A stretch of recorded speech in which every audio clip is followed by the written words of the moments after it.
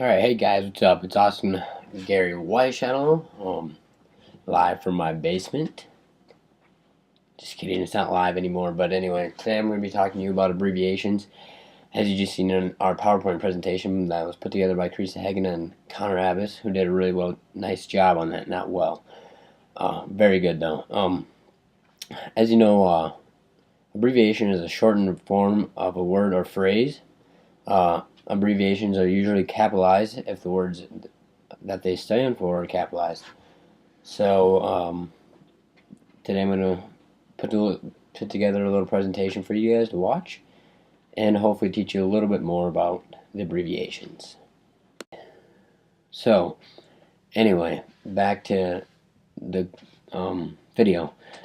In this video I'm going to be talking about all the types of abbreviations and stuff, and then we're going to have a short quiz at the end of it. Nothing too hard. I think you guys will do just fine on it. First we're going to start with titles.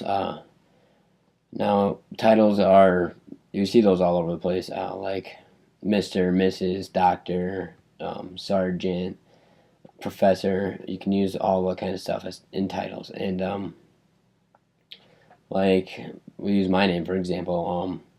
If you're going to use a title, you got to either have their full name, or it has to become before their full name or their last name, not just their first name. So it'd be improper for me to say Mr. Austin. That's just weird. I wouldn't say it anyway. But for my full name or my last name, yeah, I'd say Mr. Austin Whiteshadow. Sounds normal to me. Or Mr. Whiteshadow, the most common form of stuff that you see that, or Doctor Austin Gary Whiteshadow. Not Dr. Austin, unless somebody's last name is Austin, then sure, go for it. But that's improper to say for the most part. But titles are a pretty easy thing to remember. Some titles can come behind the last name, such as RN, for example, be a registered nurse, or that kind of stuff, doctors and stuff like that. Or if you have a junior in your name, like Robert Downey Jr., you put Robert Downey with a comma and then Junior at the end. So it's kind of cool. Or like you have a doctor named Dr. Austin Whiteshadow, for example. Again, we could say Austin Whiteshadow, MD. Just a different way of doing it. Not too hard, nothing too complicated. Next, we're going to move on to agencies, organization, and acronyms. The agencies, as you can see, we see it a lot actually. Abbreviated, like I don't know, some agencies, but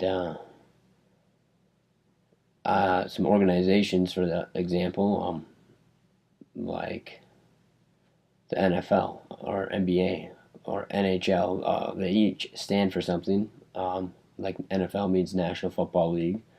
So it's just a shortened thing. It makes it look a little nicer than having to write out National Football League all the time. You can just write NFL or United States of America. You can just write USA, USA, USA. Or FFA, Future Farmers of America. It's another one. It's a pretty cool one. And moving on from that, we're going to go into the acronyms. The acronyms are my favorite. I see those all through text messages today. See a lot of those actually, which is fine. But a lot of acronyms are misused, or just made up. But whatever, I guess. Like WTH, what the heck? What's going on? You see that acronyms are usually found in text language.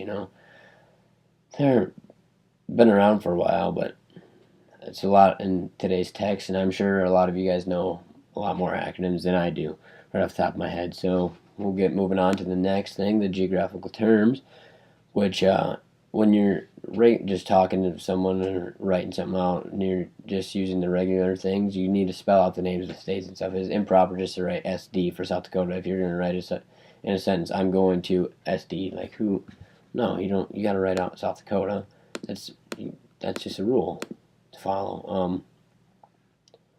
But if you're writing on a registration slip, for example, you can write your Linux and then SD, things like that, or Sodak, just goofy things like that. Let's move on to time. I'm sure a lot of you guys know time pretty well. AM, PM, AD, BC, things like that.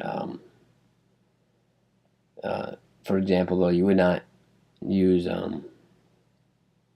you wouldn't abbreviate Thursday, March 21st, for example, if you're going to use that, because if you're writing that in a sentence, that's just not proper.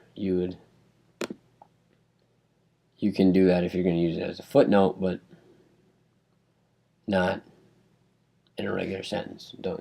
No, that's a no right there. We also can see this in units of measurements. We see that a lot with feet, centimeters, millimeters, teaspoons, cups. There's abbreviations for all those. So hopefully you guys have been listening up, and hope you guys got a little something out of it. And I'm going to take off, but before I do, I'm going to like to give a shout out to my classmates that helped me with this video presentation and gave me some information and did a great job on the other things.